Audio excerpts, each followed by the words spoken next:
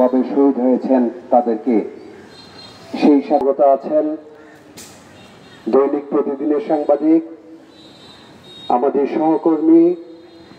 তাকে কি নৃশংসভাবে আমরা যদি এর প্রতিবাদ না করি তাহলে এভাবে আমাদেরকেও প্রাণ দিতে হবে। সরকারের কাছে আকুবা আবেদন জানাচ্ছি, এমন বিচার করা হোক যেন দৃষ্টান্ত হয়ে থাকে। একটা পাখিও যেন সাংবাদিকদের উপরে কোন নজরে দেখতে না পারে, সন্ত্রাসী কেন। আর আমাদের সবাইকে আজকের মতন সবসময় ঐক্যবদ্ধ থাকতে হবে, কারণ বিপদ মন্দ লেখল বিপদ। এই বিপদ থেকে পরিত্রাণের জন্য আমাদের সবাইকে, সকল সাংবাদিকদেরকে ঐক্যবদ্ধ থাকতে হবে।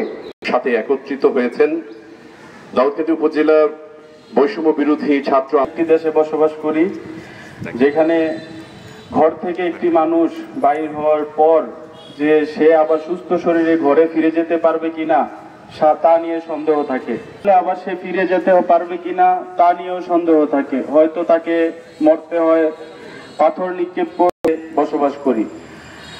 আমি আমাদের সংবাদ প্রতিনিধি ভাই যে আসাদুজ্জামান তুহিন ভাই, তাকে নৃশংসভাবে জবাই করে হত্যা করেছে।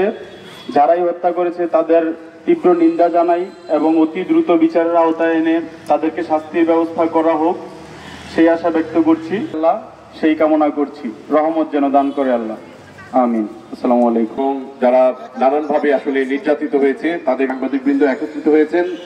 এ পর্যায়ে বক্তব্য রাখার জন্য অনুরোধ করছি সাংবাদিক ঢাকার গাজীপুরে সাংবাদিক প্রতিবাদে এবং বিচার দাবিতে এবং সাংবাদিক সৌরভকে গুরুতর আহত করার প্রতিবাদে আজকের এই মানববন্ধন বিক্ষোভ মিছিলে সামিল হয়েছেন উপজেলার সাংবাদিক। শেষে ছিল শোষণের বিরুদ্ধে বাংলাদেশ পেয়েছিলাম, নিপীড়িত মানুষের অধিকার আদায়ের লক্ষ্যে এক বাংলাদেশ পেয়েছিলাম। আজ 1 বছর পরে এসে আমাকে এখানে দাঁড়িয়ে বলতে হচ্ছে শান্তির ললিত বাণী শোনাইবে ব্যর্থ পরিহাস।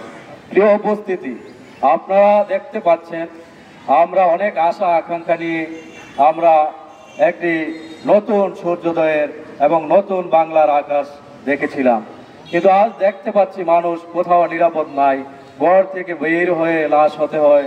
তাহলে হলোটা কি? কেন এমন হচ্ছে? কাদের কারণে এমন হচ্ছে? এমন তো হওয়ার কথা ছিল না। গাজীপুরে পেশাদার একজন সাংবাদিককে কুপিয়ে সন্ত্রাসীরা নির্মমভাবে হত্যা করেছে। সারা বাংলাদেশে সাংবাদিকরা আজ উপেক্ষিত এবং নিপীড়িত, নির্যাতিত। সত্য যে লিটন ভাই বলে গেছেন, আমি পক্ষে লিখলো বিপদ, আপনার বিপক্ষে লিখলো বিপদ, চৌদিকে বিপদ। এটার তো অবসান হওয়া উচিত।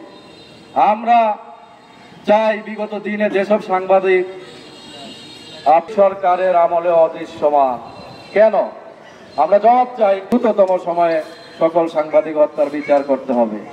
আমরা এই মঞ্চে দাঁড়িয়ে বলতে চাই, যারা চাঁদাবাজি করবে, যারা সন্ত্রাসী করবে, তাদেরকে আমরা আমাদের জীবনের বিনিময়ে হলেও আমরা প্রতিহত করব।